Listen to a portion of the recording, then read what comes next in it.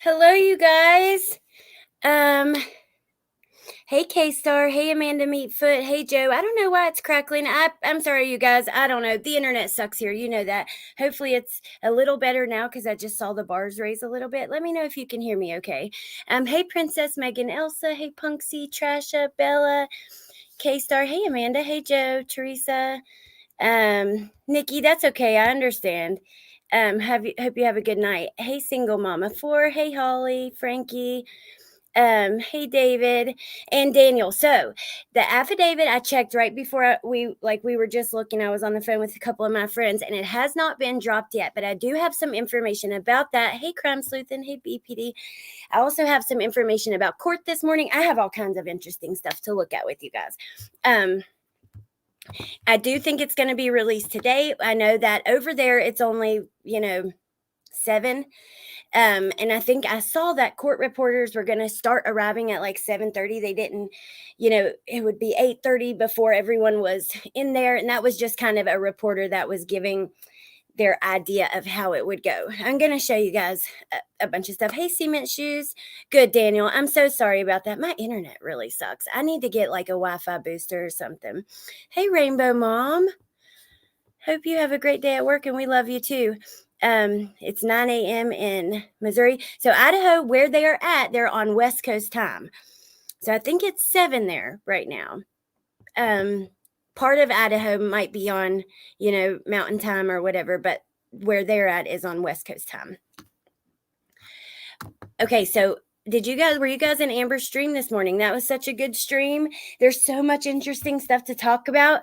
We know that first, I wanted to leave this on my home screen to show you guys. So the Corner Club tweeted and they said, suspect was not and has not been here. No one was removed from the bar the evening of the incident. Stop calling us. And, we heard many times that Jack was removed. Then we heard that, it was the suspect there, people trying to compare his photo with, who I believe is that Adam guy. And you have it right there, straight from the source. No one was removed from the bar that night. And the suspect was not and has not been there. So happy birthday, Jane Doe. Oh, happy birthday. Hey, Karen. Strange Exchange. I like your name. Do you think we will get the probable cause today? Yes, I do. Hey, Mama Bear. I know. I'm loving it too. Bryan Enton waiting in line to go into BK's hearing. We're going to go over to Twitter. I actually have it right here so that we can follow along live. But there are so many other things that I also have that I want to show you. But let me just go ahead and look at Bryan's page so we can see the latest. Now, what did you guys think when you heard yesterday that those traffic stops were directed by the FBI? And here he is, in line to get into the Bryan Kohberger hearing. Unclear exactly what time it will start. Holy wow. They got to show up early. I know that it's not a large courtroom. There's only, I don't know, Bryan has said there's not a ton of room for everybody. Best way to spend my day. Aw, that's so awesome. Happy birthday. You deserve it. I shared the smiling fake mugshot. Was that fake? I was wondering about that, Amber. Because that is so funny. I was wondering, like, that can't be real. Hey, Valerie. Hey, Emily. Okay. So they are at the courthouse right now waiting to get in. So we will keep an eye on that as we go. Now, this is something else that's in my list to show you, but I'll just show you on Bryan's Twitter. this is so interesting. Look, they placed a helmet on his head before he was put into the pickup truck and transported to the jail. I would love to know why you guys think that is. Is that to protect him? Because I was talking to a friend of mine, Brittany, and she said she believes that's like to protect him from Amber. That's to protect him from, bullets, because bulletproof vests don't protect your head. I don't know. What do you guys think? Hey, Amanda Meatfoot. I hope I said hi. I think I said hi, but anyways, hi again. Good morning from Idaho. Hey, Kim. I wonder if he asked for that helmet knowing everyone in Idaho is packing. It's possible, so nobody could sniper shoot him.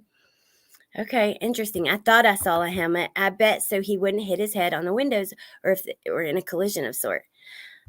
Bulletproof from getting through the window, and also if he decides to start hitting his head on the window to injure himself. In case someone ran off the road or crashed into them, they wanted to keep him safe. Is the helmet bulletproof? I don't know, Amber. I don't know. I think that we'd have to ask, somebody who would know a little better. I don't know. It looks like some kind of army helmet or something, so I would think so. Aubrey says, remember Gary Plausch? I don't know who that is. They will bubble wrap him if needed to keep him safe through conviction. After that, he'll be on his own. Yep, they want to get him through. You're right. Okay. Thank you, Delana. Let me get back to my little Facebook thing with all the other things that I wanted to show you guys. Okay, first, let me see. Maybe I'll just do it like this.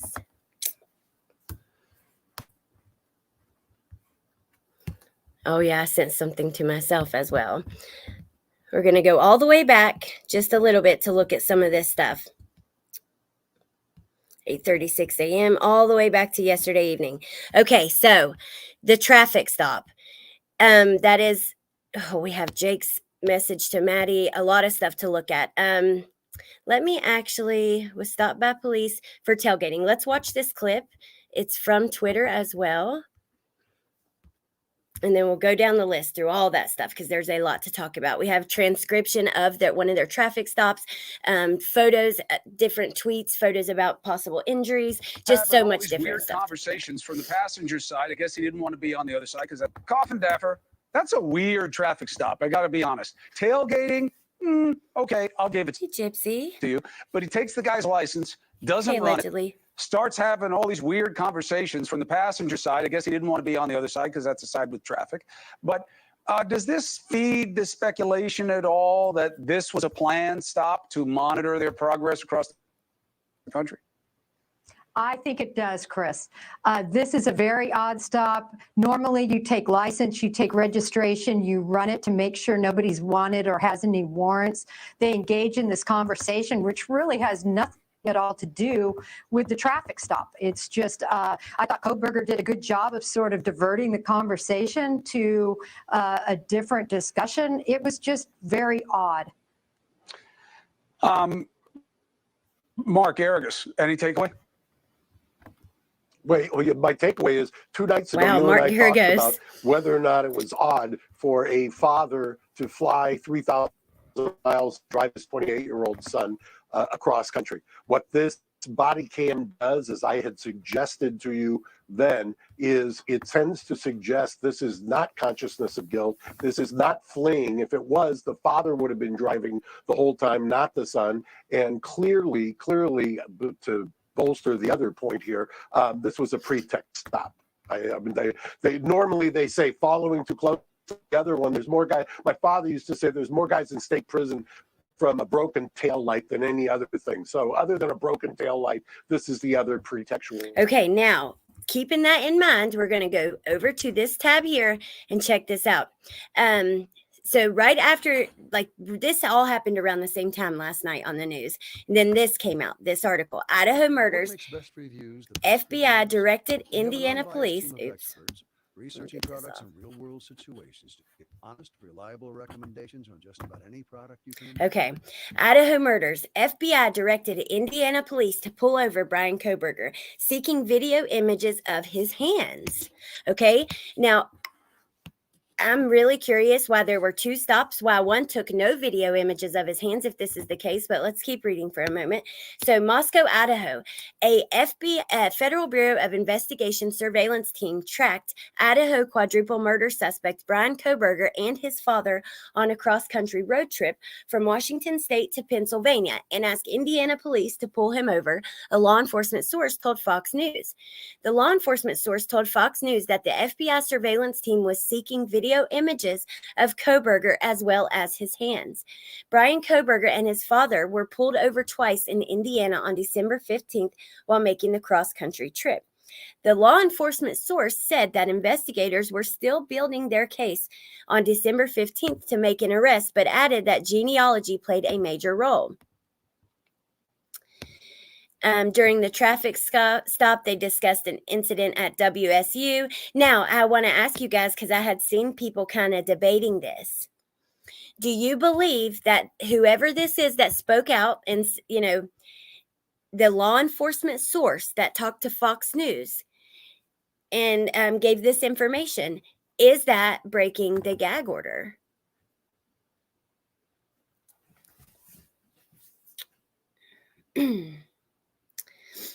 So, I mean, not everyone in the world is under a gag order as far as the case goes, right? So I don't personally think so. I think it's specific to, but maybe, I mean, I could see how people could think that. So Flo Mama says no. Good question. Yeah, super interesting. That was before the gag order. Okay, gag order is only for those close to the case. But who told this source? There had to be somebody. I mean, I don't know, kind of interested, unless they're directly involved in the prosecution.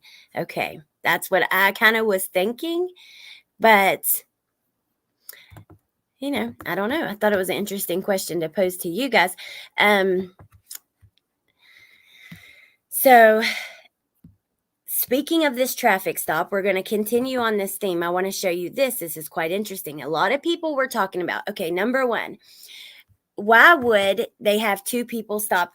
Now, I was talking on the phone last night, and Teresa from Criminality, I have to tell you who, because this is not my thought process, but it makes so much sense.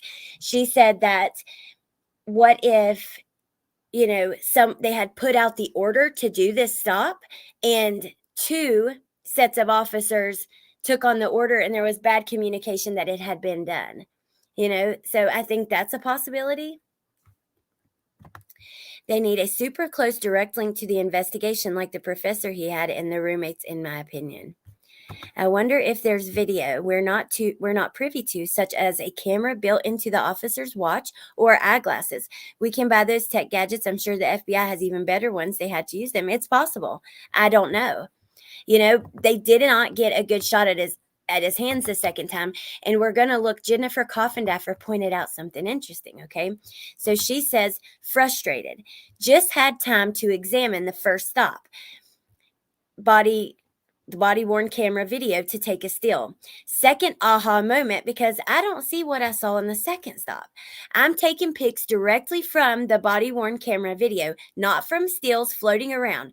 The verdict is unsure why a cut appears on the second stop and not on the first. So a lot of people are talking about this on the outside of his hand right here. If you see it, I don't think you can see my mouse, but right at the end of his clothes on the outer part of his arm, it looks like there is some sort of cut and possibly even stitching. I don't know. Staples, like in one version of it, like that's a little clearer. I thought I could see possibly staples, but check this out. This is the first stop and it's not there at all. So is it just I mean, it's obviously not there. I don't know. I don't know the answer. I think our minds can trick us sometimes with some of this stuff. I really am curious to see what you guys think. Those eyes, I know. Bite mark, that is the first thing I saw. Sleeve isn't the same length, in my opinion. Okay.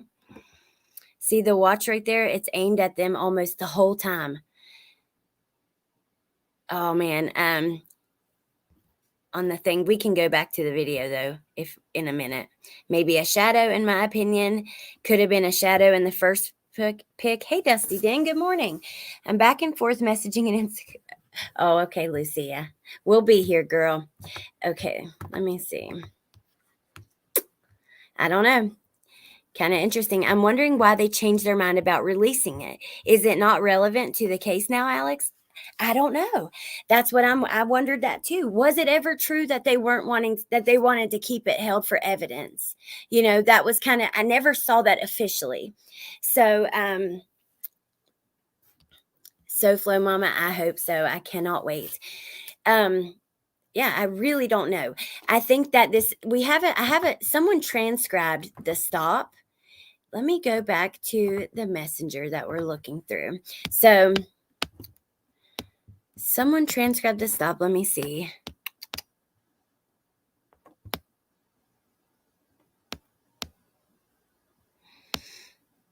There's a couple really interesting things there I can't wait to show you. But first, let me get to this transcription because everything's a little out of whack. Like I said, I'll just go through and find the stuff that I find kind of interesting, throw it all together for us to talk about. So here is a brief transcription.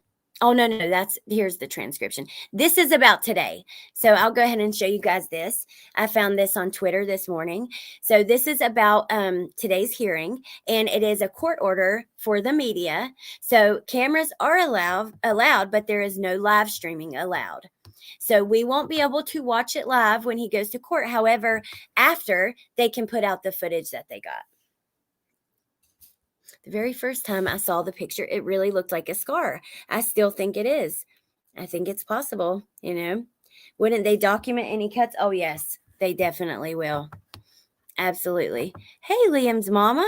Thank you for being here. And thank you, Amber. Welcome.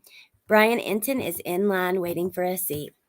Okay, I found also another picture that looks like some sort of raised scar on his hand. Let me see if I've got that right here. I know I brought it to show you guys, but sometimes they don't go through. I may have to send it again. Yeah. I'll go ahead and send that again. Now, this is the transcription of the stop.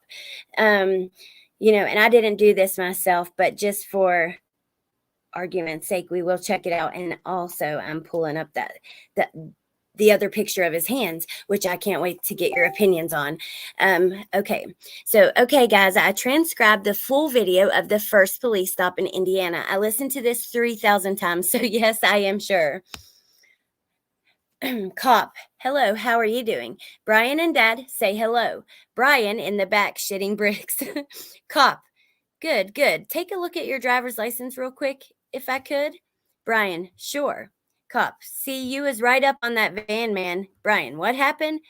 Cop, you were right up on the back end of that van. I pulled you over for tailgating. Bryan hands the cop his license. Cop, is this your car? Bryan, yes, sir. Cop, okay, where are you headed? Bryan, we're going to get some Thai food. Dad, well, we're coming from WSU. Bryan in the back says, going to Thai food again. And we were, and then it's questionable earlier. Cop says, what's WSU? Bryan starts leaning forward and setting up straight. And I can't wait for the body language, like analyzers, to go through that, like the good ones.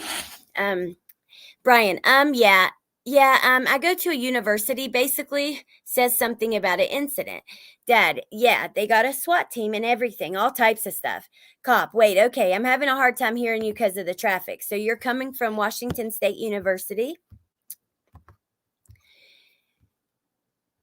Bryan and Dad say, yeah. Cop, and you're going where? Bryan, we're going to get some Thai food right now. Dad, we're going to be going to Pennsylvania. We're slightly punched because we've been driving for hours. I thought, okay. Bryan in the back also says 4 hours at the same time. Cop, hours, days. Dad, well, almost a day.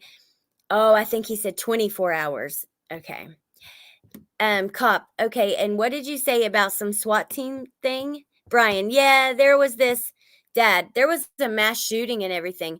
Bryan, we don't know if it was a mass shooting. This was Washington State University. Then he says, I got my phone, and points to his phone, probably meaning I can check if you want, I'm assuming. Bryan continues, there's a SWAT team and ambulances.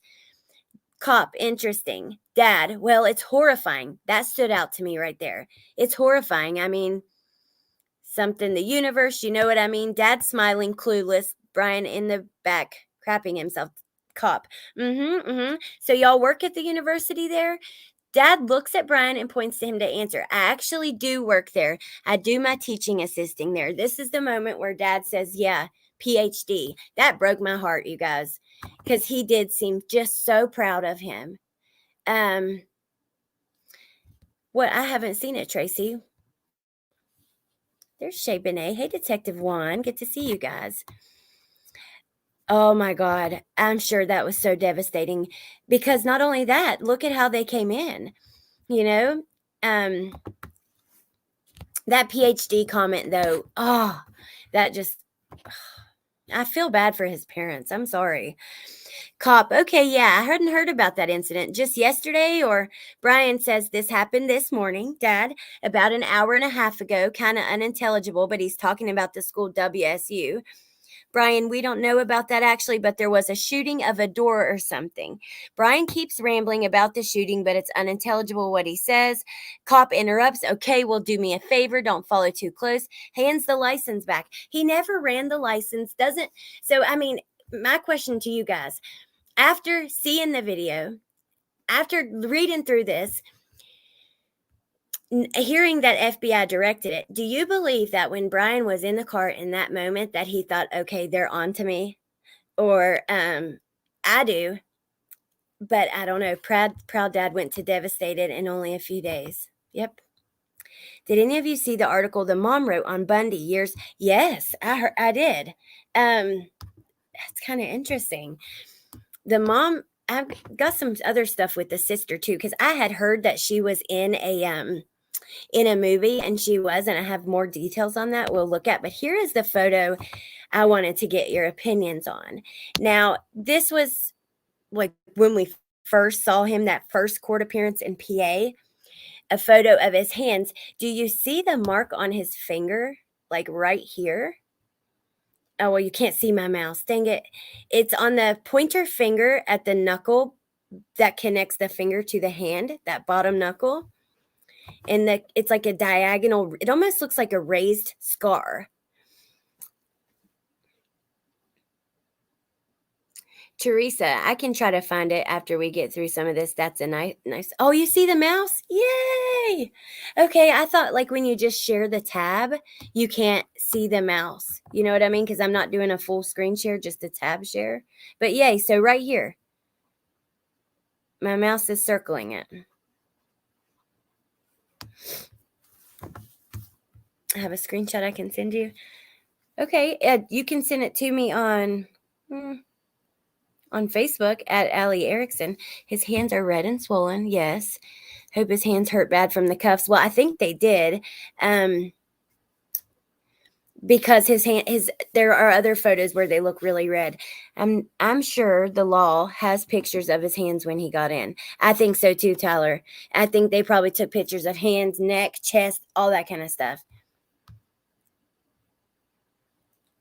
This is the first convincing wound pic I've seen personally. Okay, interesting. Because I thought there was another one on his neck. You know, the one of the scratches on his neck? No, not that. No, not the blade of grass, crime sleuthin'. This. Look, it's going, this right here. It ends and starts from here to here. This is a blade of grass, yes. But I'm talking about right here.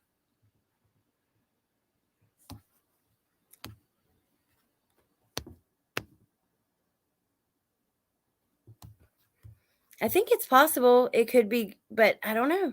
I think that's the crazy part about the internet. Things can look a certain way. Think about that guy that was in the reflection, that we were all, thinking that it could be him. It really looked like him. Now it's starting to look like it probably wasn't. And it's crazy how convincing things can be. Here's this wound picture also looked pretty interesting to me. I think that it could definitely be some sort of scar that's just starting to heal. But I think I saw that in the pullover video though. Ooh, I would like to see. It's so hard to see in that. Someone says they're both blades of grass. Almost looks like a Band-Aid. Tailgating is an excuse they use, like a tag light that was out but magically came back on.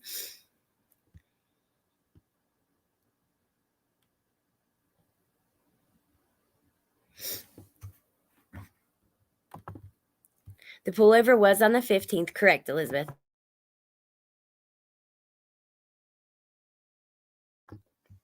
Hey, LFT, good to see you. Check Zav video. She did one. Okay, we can check that out after because we still have some things to look at.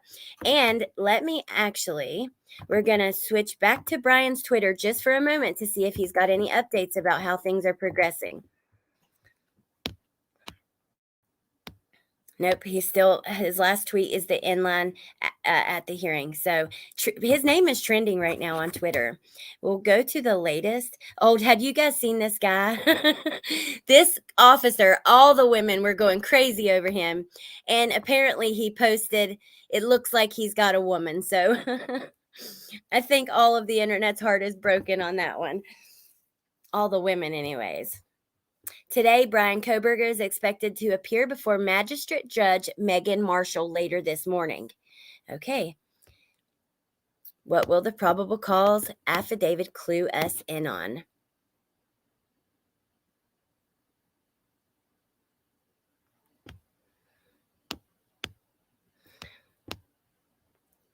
There's more on that order I showed you guys that no live footage is allowed.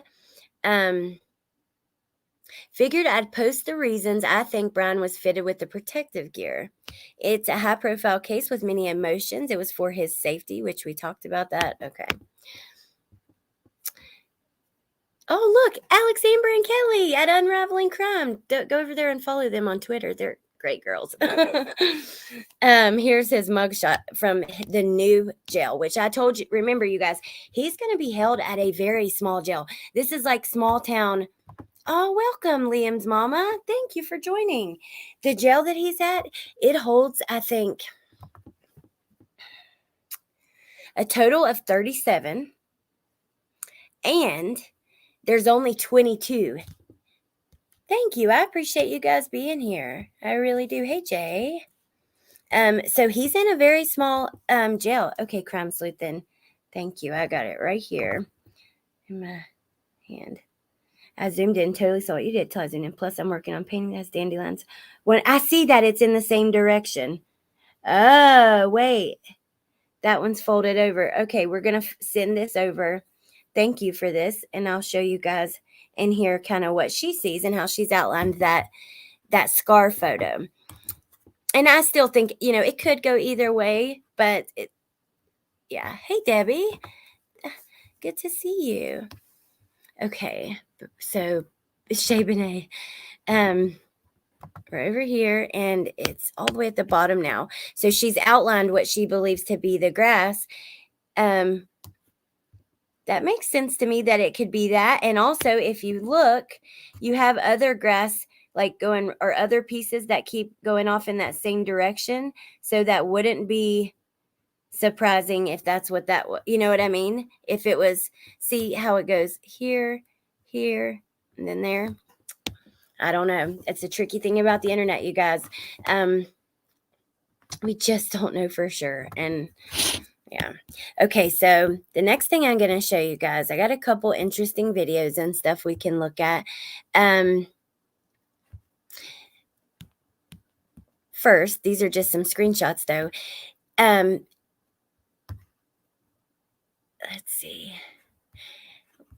First, I'll share this one. This I saw on Amber's Live this morning as well.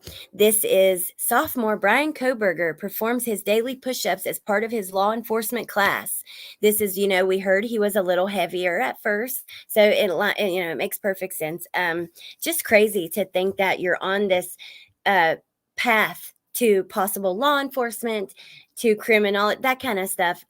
It's crazy, but it makes sense at the same time. So then also we know that here, his sister was in a horror movie about, this is so crazy to me. The New York Post, I mean, I don't think it has anything to do with it, but it's still very interesting, to think about his past, his life, his family. Accused Idaho killer Bryan Kohberger's sister starred in horror movie about young people being stabbed to death. The sister of accused Idaho College killer Bryan Kohberger starred in a gory, low-budget slasher movie where characters are brutally stabbed, slashed, and hacked to death with knives and hatchets. Amanda Kohberger appeared as Lori in the 2011 flick 2 Days Back, about a group of young students who go hiking in the remote woods and meet their grisly end at the hands of a maniacal killer who has won their trust. It bears eerie similarities to the knife attacks in remote Moscow, Idaho. Crimes of which Bryan now stands accused. You're effing kidding me. Her brother is that guy? GD, man, holy cow, said the 2 Days Back director Kevin Boone when reached by the Post on Wednesday. Boone, a professor of English and media studies at Penn State, explained he made the film with students and cast aspiring actress Amanda Kohberger after an open audition. And there she is. That's like one of her headshots. I remember her well. I directed the movie, wrote the movie. I cast her, he said. She is a lovely woman who is very nice, and I liked her a lot. So I think that's crazy. Oh, and guess what else I saw? So remember we were talking about his lawyer hiring this forensic team to go to the house and take photographs and stuff? As far as what I can see, and this is from Jennifer Coffindaffer, and I wonder if I could get to it quickly. She says that his family paid for here, let me see if I can find it. They paid for the crime scene people. Like, they're not paying for the lawyer or whatever, obviously. Let me see if I can find it.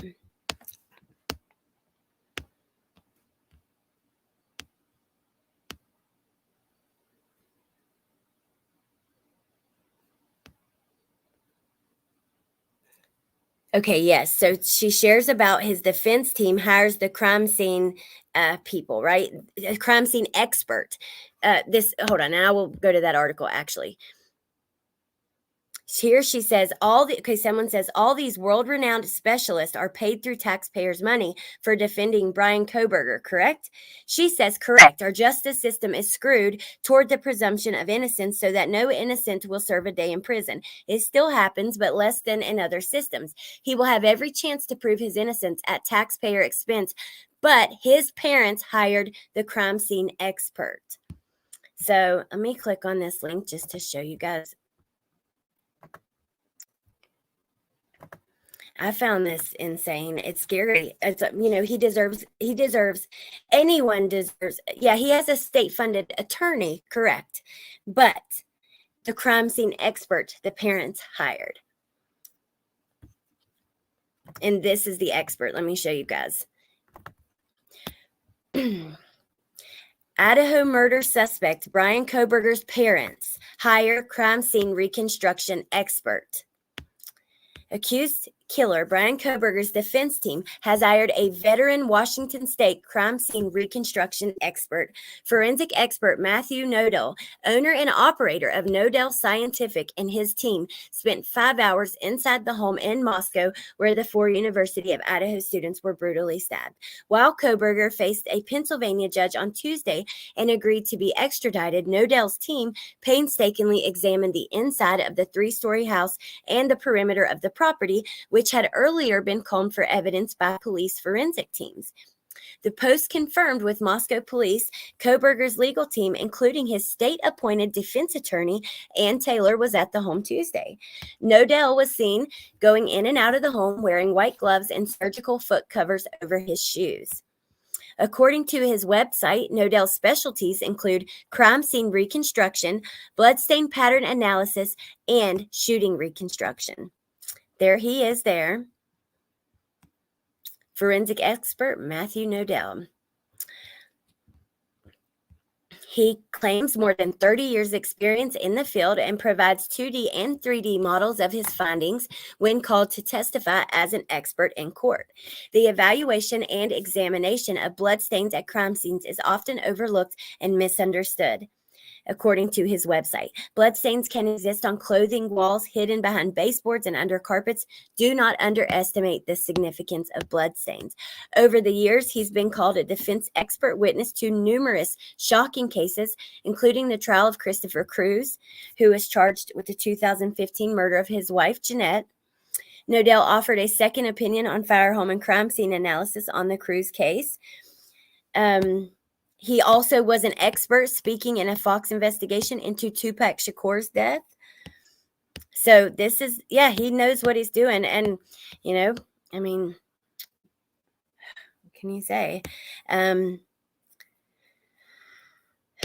they talk about how there was, you know, so much blood in some of the investigators. And they go back to that blood, what some people still don't think is blood, but I believe is blood coming from the home. Let's see. Okay. I wanted to tell you something else that was so crazy that I learned, you guys. And I think that I've got the video in here. But, you know, we wonder, I remember when this body cam, when we heard about the traffic stops, we're like, wait, so these cops pull over the most wanted and looked for car in America, and they don't know. I agree. Forward recording. It's just what has to happen. But look at here. So I found a video of, it was actually from Fox News. And one of the anchors said that her mother or mother-in-law had a white Elantra in the state of New York. And police actually came to her home and looked at her vehicle and stuff. So they were looking everywhere. Megatruth, new sub. Welcome, Megatruth. One of BK's high school friends said he was pretty normal in high school, very smart, had a girlfriend and dated, went to parties and school clubs. Friend was shocked and wonders what happened post-high school. Megatruth, as a matter of fact, so the night before last, at the very end of my stream, there was a young man who came up on panel who also knew him and went to school with him. And he was basically just trying to say, you know, his parents are good people, you know, say whatever you want about this guy, but the parents are good people. He also said he was surprised that he was a nice guy in school. But then I actually talked with on TikTok a girl who commented on one of my videos that went to school with him. And she said she's not surprised, you know, that he was into the drugs. Both of them actually did say that he was into drugs. At one point in time, but then cleaned his life up. And yeah, she said that she always thought he was a psychopath. So, and now let me ask you guys, when talking about the cleanup, okay, do you think that that is going to give him a foot in the door? Are they going to, because I'm seeing a lot of people speculating about that, you know, is the fence going to use this? Hey, you had crime scene cleaners there, and, you know, I don't know. It's possible that they could use it against the prosecution, but we shall see. Okay, so I think it's up here, the video I wanted to show you guys. There's his new mugshot, and then this is you know, with the case number, the charges, murder, 4 counts, 0 bond yet. He may get a bond. I was surprised because the state of Idaho gave Lori Vallow and Chad Daybell a bond, a very high bond that they couldn't reach, but they still did. So I will not be surprised if they give him one. I really will not.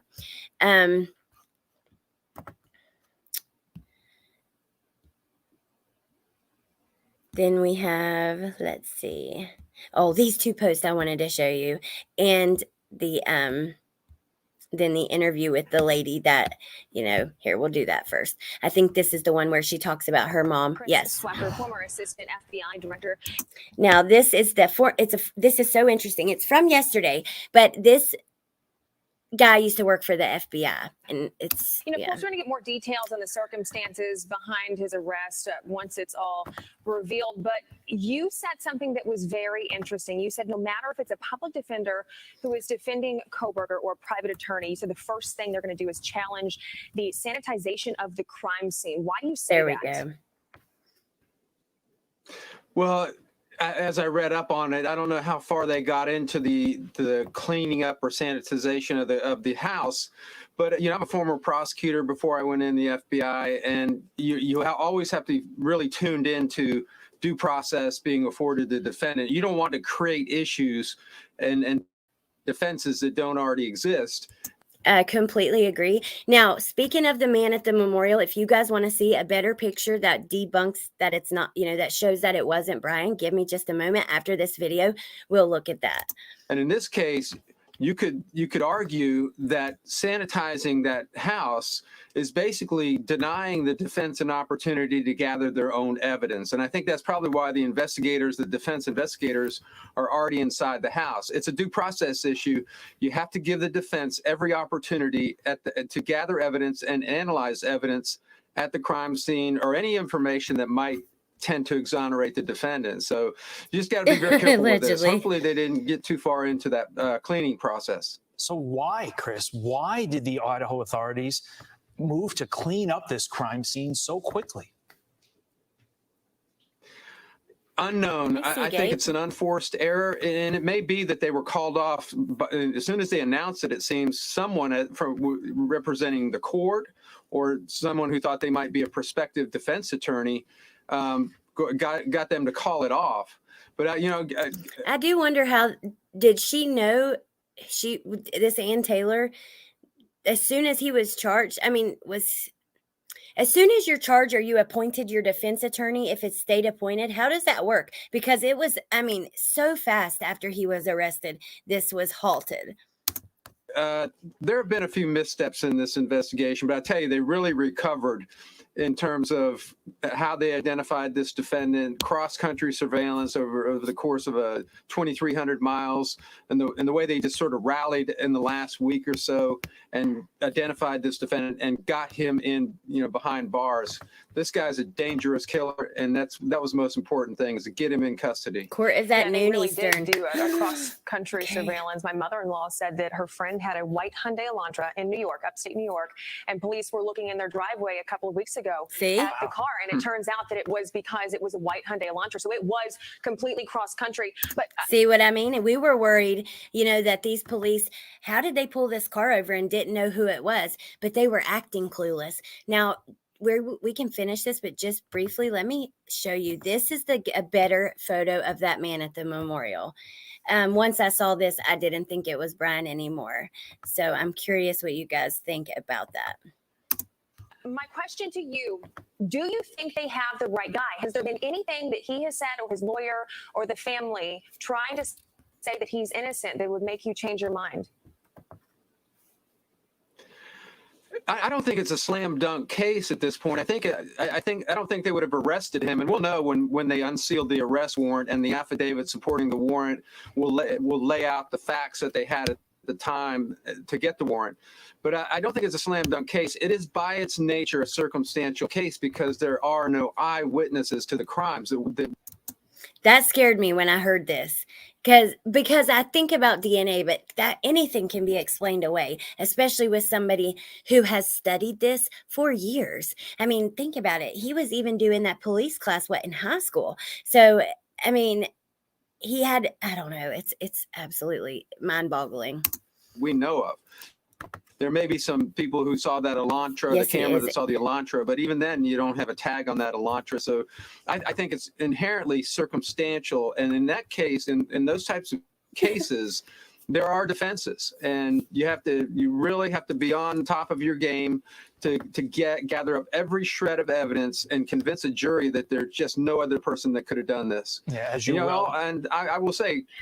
Sorry, continue. Go ahead. I'm sorry. No, please, you. Well, I will say that this, they did, as I said earlier, the investigators, and I think this was the FBI. I'm not taking anything away from the Pennsylvania State Police or the Idaho State Police and the investigators with the Sheriff's Department. But the FBI came in, did the DNA evidence, did the cross-country surveillance, probably tracked. That photo of him with his tongue out drives me insane. Put your tongue in your mouth. What are you doing? You glance at reporters for literally a half a second, and you can't keep your tongue in your mouth? Down the Lord, have mercy. I think this is what the FBI does really well.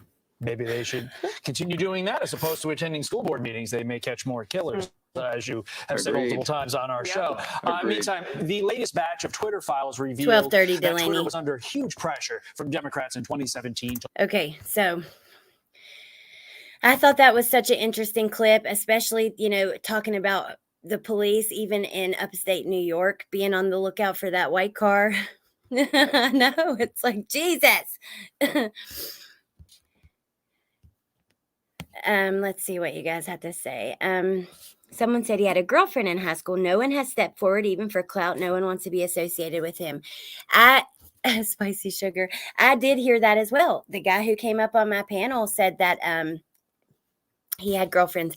We actually watched a video yesterday or a couple of days ago with a girl who one of her best friends went out with him. And she was kind of talking about that. Put your tongue in your mouth. Thank you, Liam's mama. Thank you so much. Are they going to release the affidavit? We think so. We don't have like a definite. I mean, it's always possible that his lawyer could ask for it to be sealed or something like that. But as far as we know, it should be released today. And people are saying in chat that he has court at 9:30 Eastern. We can actually flip over to Twitter really quick, go back to Bryan Ensign, and see if he has an update with the details of that. So initial appearance is at 9:30 a.m. Pacific time. Video will be allowed, but we can't put it out until after the hearing is over. So they did get a court order that there was no live video allowed to be taken. You can take video, but just not live video. His name is trending, which is crazy to me. There's that picture, Amber. Who did that? Why do people do the things that they do? Like, why do you edit his mug shot with his face from a smiling photo? I don't know. It's crazy, I guess. Whatever. Wonder what he's showing there. I don't see anything. Okay. So let me go back to my little folder of things that I have to look at with you guys, because we do have more. And then we will go back to Twitter and check and see what happened. It's possible that affidavit could drop while they're in court, or, it doesn't necessarily have to be after, but inmate threat, like, I don't know what. Okay, so I saw this clip, an inmate raised, or this by News Nation, this tweet, and then I'm going to show you the article. So, an inmate raised his middle finger and threatened creepy Idaho killing suspect Bryan Kohberger as he sat in his cell in Pennsylvania, a source told News Nation's Ashley Banfield. I have it in the thing, but I'm actually going to pull it up on Twitter because that's where it was grabbed from.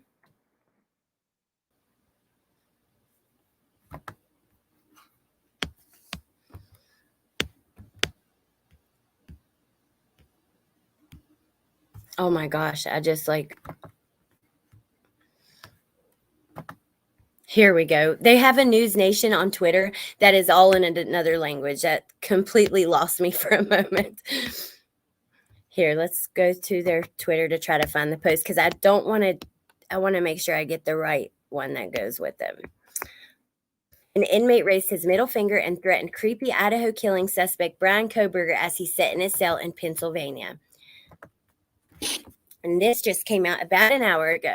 So News Nation, Banfield, inmate threatens Bryan Kohberger's life behind bars. Let me tell you what, more. It is. People don't take kindly to people who hurt kids, people who hurt innocent women, that kind of stuff. Yeah. I'm betting someone's family members who are talking to their family members in jail are telling what the inmates are saying. Oh, yes. Hey, Woofy.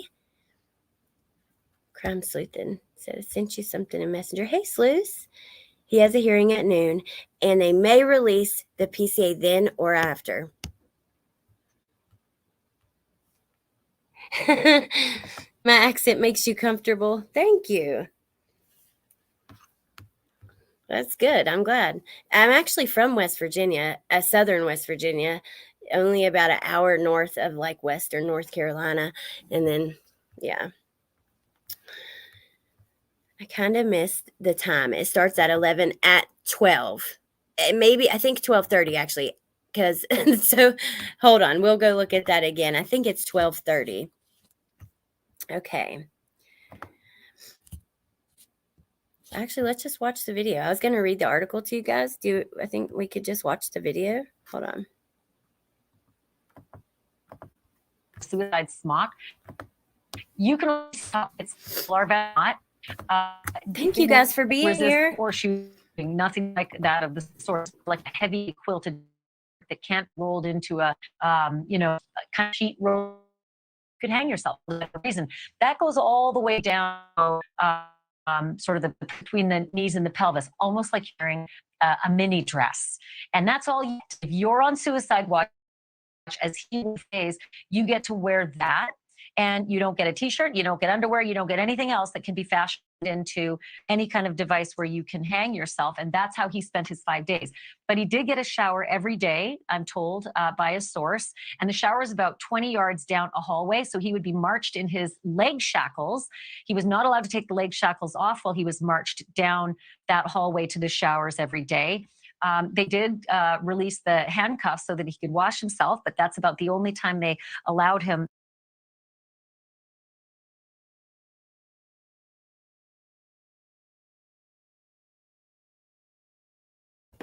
Holy cow. I think this is so interesting. I love that she did this segment because we get to really hear kind of what life was like in there for him.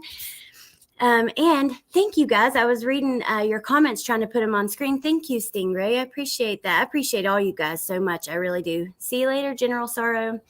The Drunk Turkey Show interviewed a girl he was friends with in high school who said she ended their friendship when he started using heavy drugs. Hey, Chemistry Queen. Oh, thank you, Jay. I stopped everything and was watching this last night. Yeah, this is cool. I like to hear about this.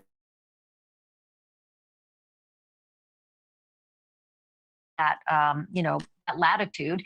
And then he marched back into his cell and he was able to get a fresh set of the suicide smock if he wanted one. Now, here's what's super fascinating. In the intake part of that jail, there are 5 cells. 3 of them have doors and 2 of them have bars. He was in one of the ones with the doors, and the doors, the one he was in, is all glass. It's got a middle portion that's all frosted, and that's the only privacy you get, because when you sit on stainless steel toilet, that is the only bed you're going to use while you're in there. It has a faucet above it.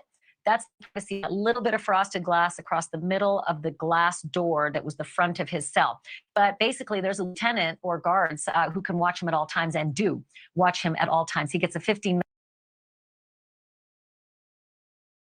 He doesn't deserve privacy, in my opinion. They call that a turtle suit in prison. It's like a turtle shell. Right. Those vests are also heavy, so it would help alleviate anxiety if he were having panic attacks.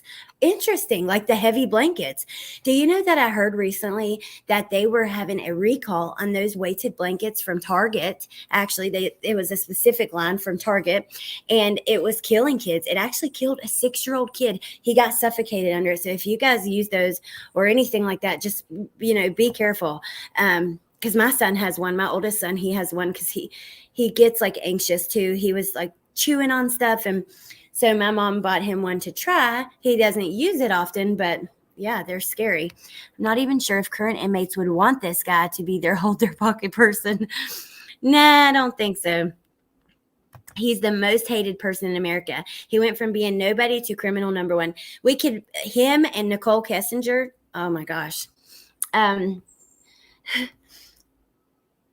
Yeah, be careful with those, the weighted blankets, and look at that recall, because they were recalled, a certain one that was really, the one that killed the 2 kids. Just to make sure everything's going on okay. But if he's lying down on the floor, they can see him below the frosted glass. And if he was standing up, they could see him above the frosted glass. He did. I know, but she was hated, Joe. So he was given meals that would satisfy that kind of diet. And I'm told it's peanut butter and jelly, applesauce, vegetables, beans, rice, cereal, maybe some potatoes. That's about it. I am also told that the impression from some of the folks in the jail was that he looked, and I'll use the word creepy, right from the start, they said he looked extremely Ooh, creepy. okay, he does. Hey, Here Halo is Art. something that is fascinating.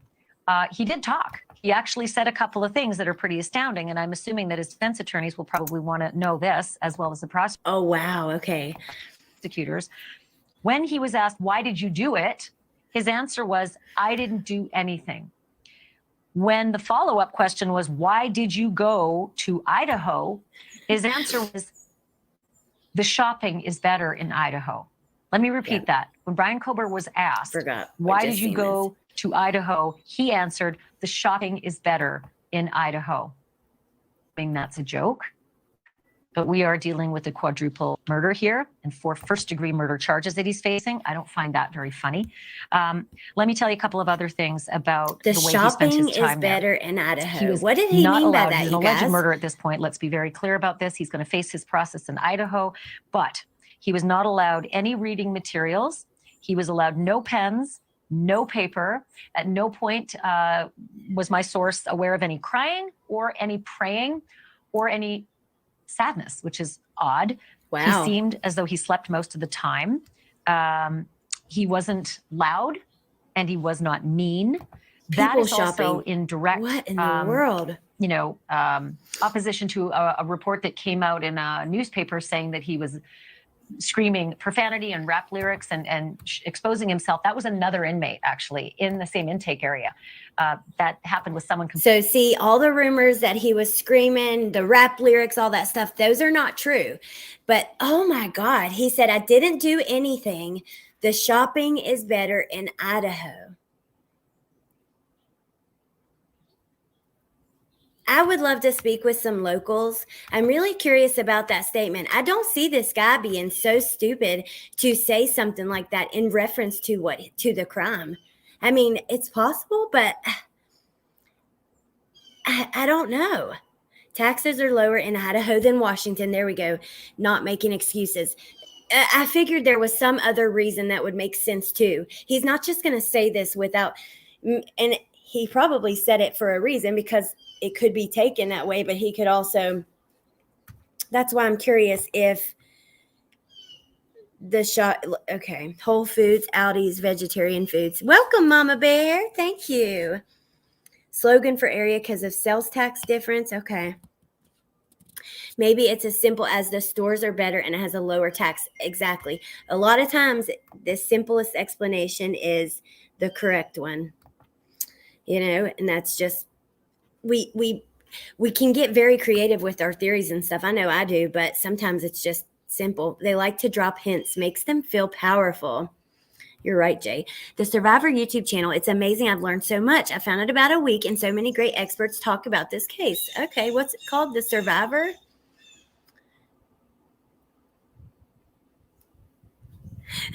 Forward recording. I think they're behind most hated people in America. My daughter shops at Whole Foods and Trader Joe's because they have more vegan options. That makes sense. I'm going to have to look at the local stores in Pullman versus in Idaho, but we're just about done with this. Let's keep listening for just a moment.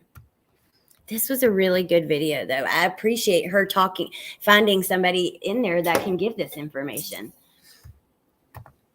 Completely different. It was not this inmate. This inmate was a model inmate who caused no problems. And even though he was cold because he was only wearing that suicide smock you're seeing and had no sheets, no blankets, only the mattress. And that's a cold area. That intake area is quite cold. There's a lot of electronics equipment in there, so they have to keep it fairly cool. He didn't have a blanket, a suicide blanket, the first night or two, but he did have one later on. Here's one other thing that happened. Another inmate came through that inmate intake area and yelled at him, gave him the finger and yelled at him, F you, I'm going to kill you. Ooh. That's what another inmate yelled at him, F you, I'm going to kill you. And of course, Bryan Kohberger was behind a locked glass cell door and didn't have any response that we know of at that point. There's some of the reporting I can give you from the jail cell where he spent 4. Wow. And I think he's going to get that a lot, you guys. I really, really do. I don't know. Okay, let's go over here, go to Twitter and look at the latest, what we can find. So it says 9 a.m. The initial appearance is at noon. I think Brittany is going live around noon. She might be live while it drops. Yep, here's the thing.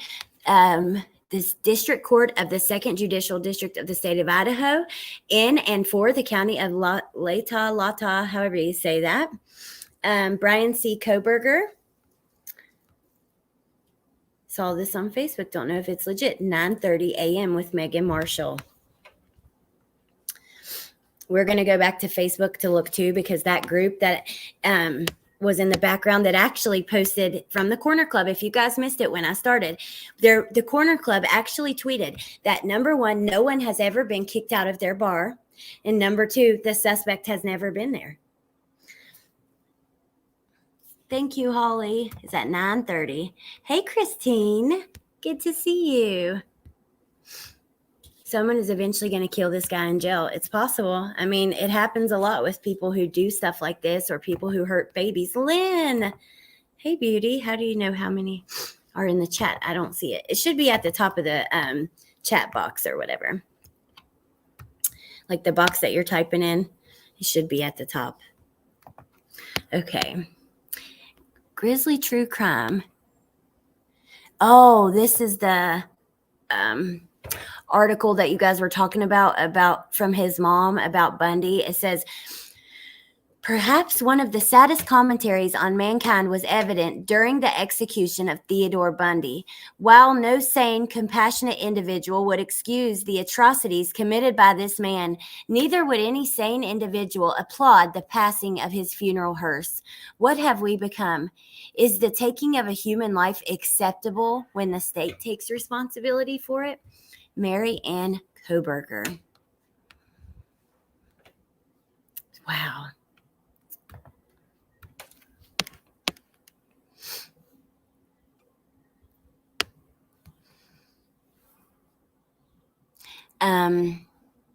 Shanley Painter from Court TV says initial appearance is 9 a.m. So I don't know if it's 9 or 9:30, because look, they're going back and forth. At 9 a.m. the initial appearance on the website, the state website, says the initial appearance in the State versus Kohberger will take place today at 9 a.m. Pacific time. So, oh my goodness gracious. Hey JB from WFLA says, awaiting the release of the probable cause affidavit. Idaho is split into 2 time zones. So Lata uses Pacific time.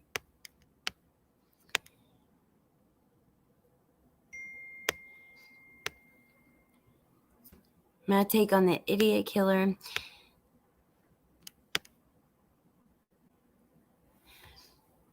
Shame on you, Law Crime News, for implicating the father in the murders based on nothing more than the fact he took a road trip with his son. See, for me, watching that video, and I got to know, what do you guys think?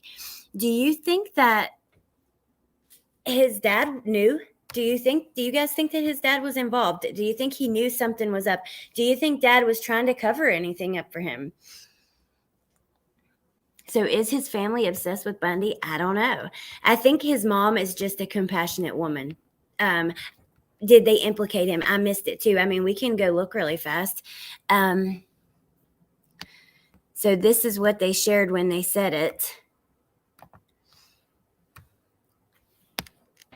Authorities in Idaho are trying to track down exactly how Bryan Kohberger may have known any of the 4 alleged victims, all University of Idaho students. Kaylee Gonsalves, Madison Mogan, Zahner Kernodle, and Ethan Chapin all died November 13th in a home near campus. They were viciously stabbed to death. Police identified Kohberger and announced his arrest, but haven't said anything about his connection to the 4 students. Kohberger was part of a doctoral program at Washington State University, which is just about 20 minutes away from Moscow, Idaho. But when asked about Kohberger, a friend of Kaylee and Madison said she had never seen him or heard of him. In fact, the bar where Kaylee and Madison were seen on the night of the murders, the Corner Club, posted on Twitter that Kohberger had never been in the bar before and was not there on that fateful night. Right?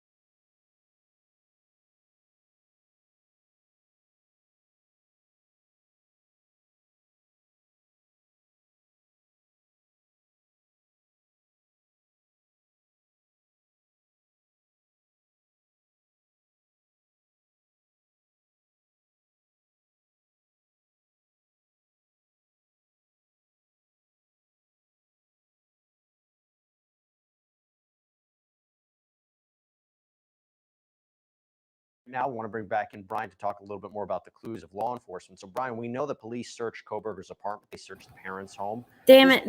At this point, what does it tell us? Yeah. I was mute. And a gag order, I believe, in place. We can take an educated guess as to what the police are looking for. Search warrants for his person, his home in Pennsylvania, and his car does tell us a little bit about this investigation.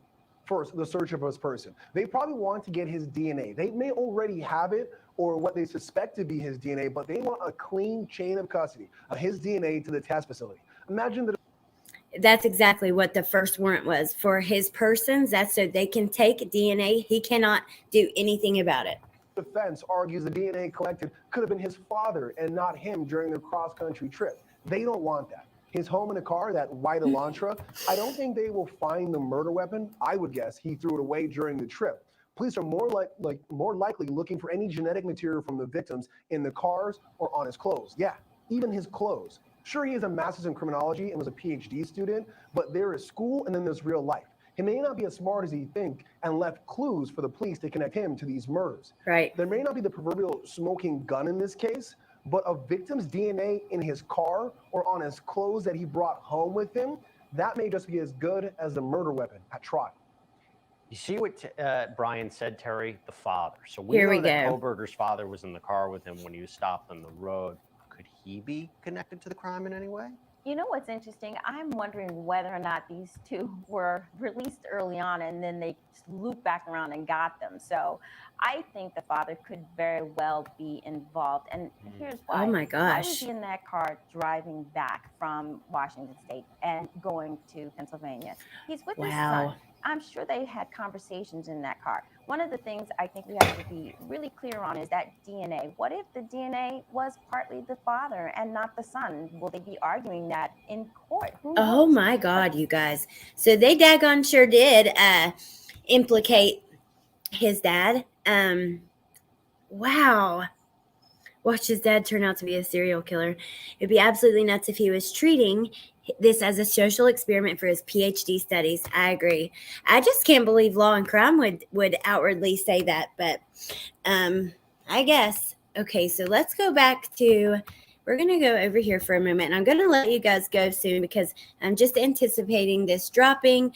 I know that Brittany's going live, and if this drops after she's live, we may come back here and have a chat about it. I wanted to show you guys this video, which it's about someone who called into a radio station, similar to those Icked the calls on Icked channel. And one of his friends said, yes, that person does sound like him. So let's see. Mark Milligan, that could be why the comment, I didn't do anything. Interesting. Mark is a retired detective, you guys. So he's, I love to hear your input on some of this stuff. I find it so interesting. Thank you, by the way. Allegedly with Brittany J. The mods, maybe a mod can drop the link for me, pretty please. Okay. Let's go just home for a moment here. And then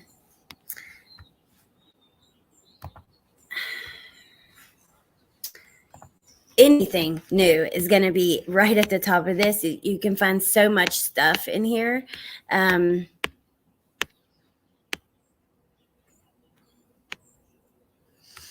Let's see, but nothing's happened. We're all just kind of waiting. So there is really nothing that's happened. A month later, is that a wound on his right arm? We've went through all of that.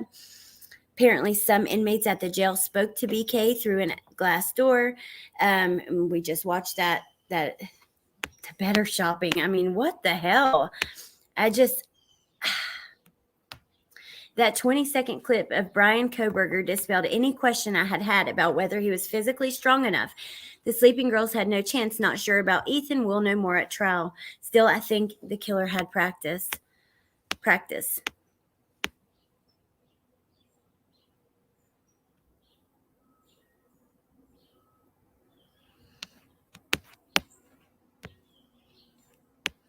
There's the jail rester. He was copying Bundy's sorority house unaliving. Classmate confirmed his interest in Bundy.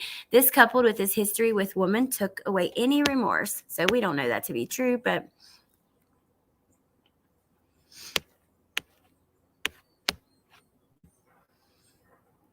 Okay, you guys. So the last thing we're going to do, let me go back to the chat box. Oh my gosh, I'm so nervous. Y'all, yesterday, you would think that this is like it's hard because when you follow these cases, you become so personally invested and involved.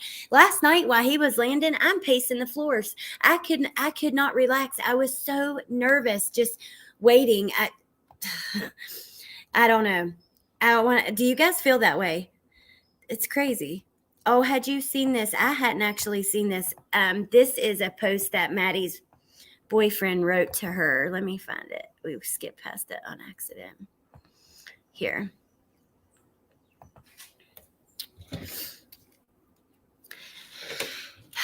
Maddie May. This is sad. No words can describe the emotions that I'm going through at this time. I miss you so, so much. I will forever cherish the adventures that we got to experience together, more than you will ever know. I love you more than anything, Maddie. Never had I ever met a person so unbelievably beautiful inside and out. You lit up every place you went with your smile and beauty. The love that you showed me was something I had never experienced before. And I appreciate what we had so much. I always questioned how I got so lucky with a girl like you. You showed me to appreciate the small things in life. Talking, singing, dancing, laughing, kissing, and expressing our love for one another. Those are just some of the many things that I think of when remembering you. A 6-hour car ride couldn't affect the love we had for each other. I remember always being so excited to see the way that your face would light up when I finally got to see you and have you in my arms again. Every time we got together was so much fun, and I wouldn't trade it for anything. You were so ready to take on the world, and you were going to do such amazing things. I was so unbelievably excited for our future and the adventures to come. We had so much to experience. It's hard to picture life without you, but I will remember to keep my head up like you would want me to. You were my motivation to be the best version of me. You always pushed me to be more positive, friendly, and loving, and it wasn't just me. You were always a person for me, your friends, and your family to go to for anything they needed, whether it was someone to hug, a shoulder to lean on, or the best advice on any situation. I know that you're still up there watching over me, your family, and your friends. I promise to make you proud from heaven and carry on your values of showing and spreading love to everyone. This is not goodbye, but I see you soon. Oh, I love you so much, Maddie. Rest in paradise. Whew, the end of that just choked me up a little bit. That is so sad, you guys.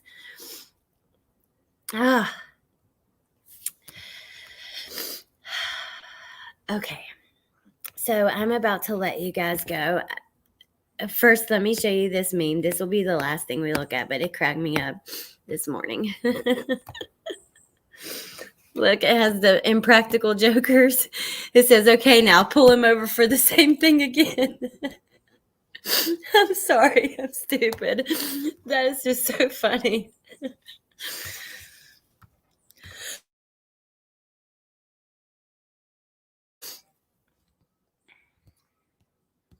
I feel so bad for him too. I really do. Thank you, Delana. It hurts my heart too. That was so sad, but so nice to read because like to get to see her in that light, I don't know. Mark says, Alex, what I know, you probably covered it, but what is the dad's background, education, and profession? I haven't heard. I actually haven't covered that yet. I've thought about like looking into the parents a little more, but then I was trying to be, I don't know though. We could look into it. I actually had like as soon as he was arrested almost, we had someone come on here kind of standing up for the parents, saying they were really good people. He came up on panel and stuff, and he was super passionate about that. He's an HVAC guy. Thank you, Glenjamin. Yeah, I actually haven't. I swear you can look at stuff with this constantly and never see everything because things are coming out all the time. He called in Icked Mail too. Yeah, I think so. Somebody did. It was crazy. I will find the new video that they're talking about and we will look. What are the odds of that though? HVAC, when all that talk with the vents in the floor and the blood and that kind of stuff. Yes, his mom, that I knew. His mom was a teacher at his school. He didn't come from a broken home or a hard life, which makes it all the more perplexing. So the guy who came on went to school, and that's how he knew Mom. He went to school with him. He was a year younger, but he said that Mom was like, he had nothing but nice things to say about Mom. So Mark, let me ask you, do you think that it's possible after watching that and kind of seeing everything that his dad could have any part in this? Even as far as maybe just covering it up? I had not even went there in my brain because I just can't. Number one, I feel they're victims too, so it's kind of hard. Number two, you watch the video and Dad seems just so proud, and I don't know. My stepdaughter cheered with, oh my gosh. What is her name? Why is it? She was stabbed like 100 and some times. Let's see. Where is everyone getting those close up of his hands? I think a lot of people are taking video and photos of his court appearances. Dad was too relaxed. His dad talks too much. Not a good crime partner. I don't think his dad knew anything. He was being manipulated, in my opinion. Amber says, I think it's possible. Dads know things. Maybe he didn't say it out loud, but had an idea. I don't know. Well, I mean, how would they not even question? Because we know his mom was keeping up with, current events. We saw that she wrote about Bundy being executed. When the Uvalde school shooting happened, she put out something with her daughter in reference to that. So she's definitely keeping up with current events. I'll take the wait and see approach. Leave the dad alone.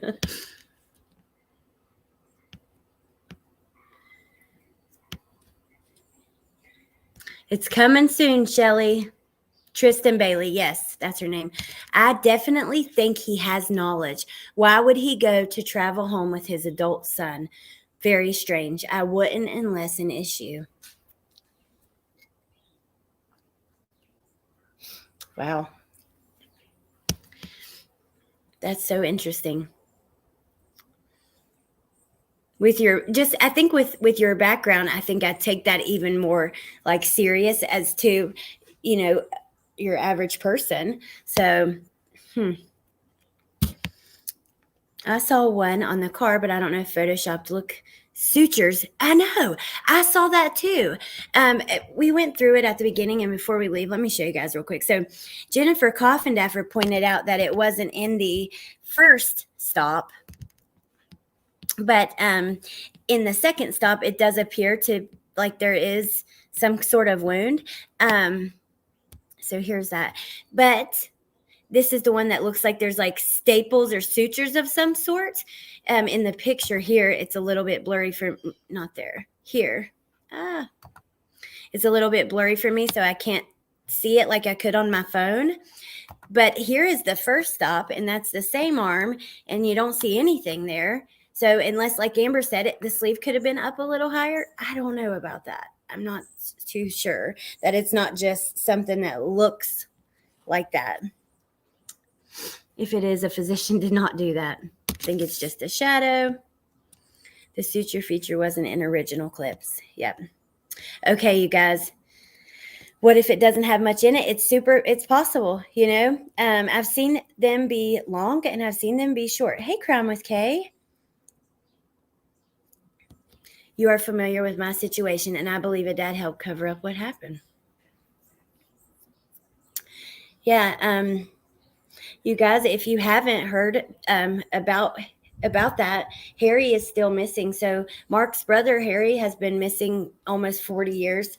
I have a video with Mark on my channel, and Decipher Podcast has done some stuff on it, and True Crime Analyst. So check it out if you haven't heard about that. Wow, that's crazy. So your perspective is so different as far as dad goes because of that, Okay, you guys, I'm going to let you guys go. I know Brittany's going live, and honestly, I may what I want to do is take care of a couple of things. And after we get the affidavit, come back and sit down with you guys and talk about some of that.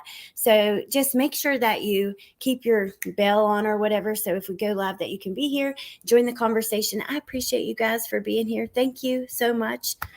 I really, really do appreciate it. So yeah, let's see. I missed you too, Kay. The fact they had the second cop pull them over and stated they want to see hands, and most stabbings include cuts on the perp, I would say it's a real cut. In my opinion, pics of scars in the present pics corroborate. It's possible. I don't know. I think that's so interesting, though, that the FBI wanted them to pull people over and wanted them to pull them over and look at his hands. And yet the whole time his camera's pointing towards the ground. Maybe there's a camera we don't know about, but, all right. I love you guys. Thank you, mods, for being here. I appreciate it so much. Oh, CDT. Yay. Okay. So, you're awesome, Crime Sleuth. And thank you guys. I love you all. Thank you for being here. I'll see you soon. I know there's going to be lots to talk about. So, yeah, I'll see you then. Bye, guys.